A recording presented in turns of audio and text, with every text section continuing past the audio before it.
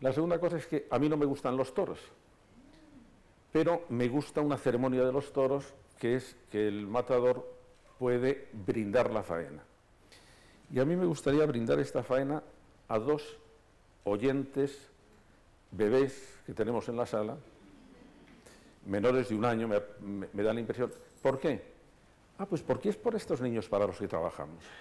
Es decir, porque lo que tenemos que convencer a los padres y a la sociedad es que están en buenas manos con nosotros, que nosotros sabemos qué es lo mejor para ellos, que nosotros estamos dispuestos a ayudarles a ellos y ayudarles también a los padres, porque nosotros somos la conciencia educativa de la sociedad.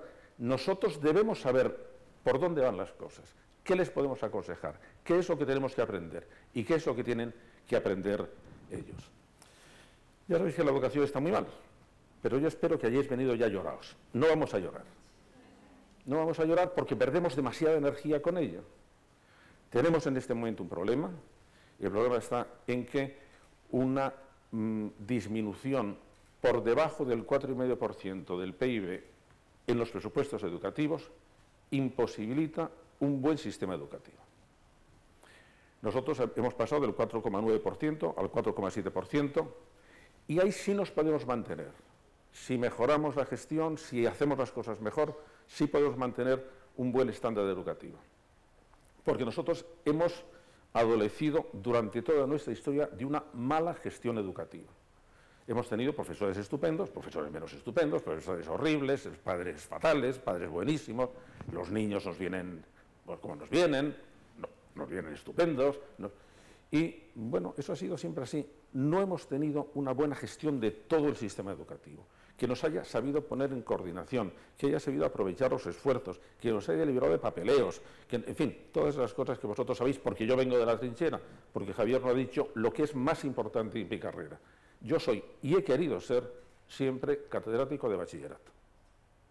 No me interesa la universidad ha perdido su función docente. Donde estamos resolviendo los problemas educativos es en la educación infantil, en la educación primaria y en la educación secundaria. Sabemos mucho, debemos saber más y debemos convencer a la sociedad de que nosotros sabemos lo que hay que hacer. Y eso es exigente, de acuerdo, si no lo sabemos vamos a aprenderlo. Y ahora, sin duda es un mal momento para la educación o es un buen momento para la educación según cómo la aprovechemos. ¿Por qué? Porque ahora todo el mundo se está dando cuenta de que vuestro futuro, no ya el de vuestros hijos, vuestro futuro a medio plazo, va a depender de cómo funcione la educación. Porque el nivel de bienestar social y el nivel de bienestar económico, que eso lo entiende todo el mundo, depende de qué estamos haciendo en la educación. Y además hay estudios absolutamente convincentes. Los de Eric Hanusek ha estudiado cómo aumenta, conforme va mejorando el sistema educativo, cómo mejora la riqueza de una nación.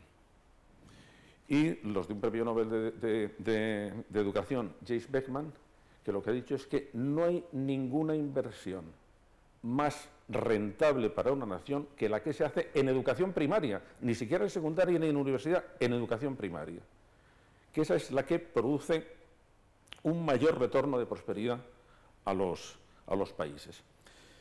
¿Y por qué os cuento esto? Hombre, esto no es la función principal de la educación, pero conviene que demostremos que nosotros estamos en el mundo real, que la educación no es una burbuja preciosa, maravillosa y aislada. Nosotros estamos en el mundo real, sabemos lo que pasa en el mundo real y sabemos cuál es nuestra función en el mundo real. Pero ahora, claro que la educación tiene un aspecto absolutamente grandioso, y tan grandioso. Lo que estamos haciendo mediante la educación es ni más ni menos que humanizar a la especie humana. Es decir, cuando un niño nace, lo que es biología. Ahí no está todavía el talento. El talento no es previo a la educación, el talento es posterior a la educación. Y en esos años maravillosos, los niños que nacen con una capacidad de aprender absolutamente prodigiosa, y cuanto más de cerca los vemos, más pasmoso es lo que son capaces de hacer, hacen el gran alarde de en 10, 12 años aprender todo lo que la humanidad ha tardado en aprender unos 200.000 años. En primer lugar, el lenguaje. Después, la autorregulación de las emociones. Después, la capacidad de regir el comportamiento no por premios inmediatos, sino por metas proyectadas a largo plazo. Esto es un alarde absolutamente fantástico. Esto es fantástico. Y lo hacen en 10, en 12 años. Lo que nace siendo un cerebro que la última evolución fue en el Pleistoceno, a los 12 años es un cerebro moderno. ¿Por qué? Porque se ha hecho ya un ser cultural. Y ha aprovechado todo lo que nosotros hemos conseguido que asimile dentro de su cerebro. Pero no es que lo asimile como una especie, como nosotros cuando metemos en el ordenador una información que el ordenador lo guarda. Es como si al introducir un ordenador, al introducir una información, estuviéramos cambiando todos los enlaces del ordenador, el hardware del ordenador. Porque lo que hacemos con la educación, lo que están haciendo esos dos bebés es están construyendo en sentido literal su propio cerebro de acuerdo con las experiencias, con la educación, con la influencia que tiene al lado. Y si nos equivocamos en esto, nos equivocamos muy en serio. Porque ¿qué pasaría si no educáramos? Bueno, los ejemplos los tenemos, los niños lobos raptados por lobos que vivían con lobos, cuando algunos casos se recuperaron incluso 12 o 13 años, habían aprendido pautas lobunas y no fueron recuperables. ¿Y hacia dónde va a ir esa educación?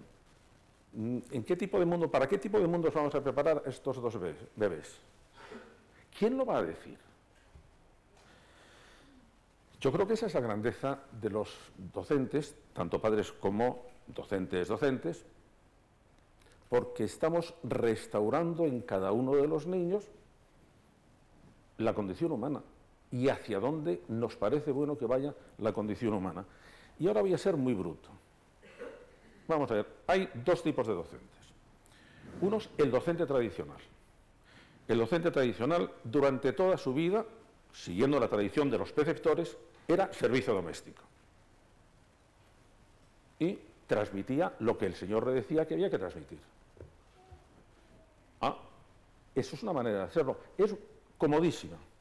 Yo repito lo que me digan y se acabó mi responsabilidad. Yo me niego a hacer eso. Yo me niego a hacer eso porque creo que el docente, en este momento, es el responsable de cuidar y prescribir acerca del futuro de la cultura. ¿Por qué? Porque si no, ¿quién lo va a hacer? ¿Quién lo va a hacer? ¿Quién lo va a decidir? Nosotros tenemos que saber responder a tres preguntas. Primero, ¿qué hay que enseñar? Segundo, ¿cómo hay que enseñarlo? Tercero, ¿quién y dónde hay que enseñarlo? Bueno, vamos a ver, ¿cómo contestamos estas preguntas? La sociedad está esperando que nosotros seamos fuente de soluciones, porque es que no tiene otra fuente de soluciones. ¿Qué hay que enseñar? ¿Quién lo va a decidir? ¿Los políticos? ¿Las iglesias? ¿Los científicos? Es que no están capacitados ninguno de ellos. ¿Por qué? Porque los políticos solamente están con asuntos coyunturales de a ver cómo resolvemos los problemas inmediatos, porque las iglesias tienen una competencia religiosa, únicamente religiosa, y porque los científicos saben de su ciencia y nada más. ¿Quién es capaz de vislumbrar de alguna manera, pero hacia dónde van a ir a qué tenemos que preparar a los niños? Para un mundo que no conocemos, pero del que sabemos ciertas cosas. Sabemos que va a ser un mundo global, que va a ser un mundo muy competitivo, que va a ser un mundo basado en el conocimiento, en la tecnología, con muchísimas oportunidades, pero que va a ser feroz con quien no sepa aprovechar esas oportunidades. Feroz. Es decir, para decir, las tenéis a vuestra disposición, no las habéis aprovechado, pues moriros. Bueno, esto sí lo sabemos que tenemos que preparar a los niños. ¿Para qué? Para este mundo. Y para este mundo exige una serie de competencias, una serie de virtudes, una serie de habilidades que empezamos a saber, primero, cuáles son, y segundo, cuándo tenemos que enseñarlas. Yo estos últimos 5 años, he tenido mucha suerte, porque he podido tener una experiencia pedagógica absolutamente insospechada. He hecho todo un programa educativo desde el nacimiento hasta los 16 años para aplicarlos no en este momento al sistema educativo, porque introducir directamente algo en el sistema educativo es complicadísimo, sino a través de los padres.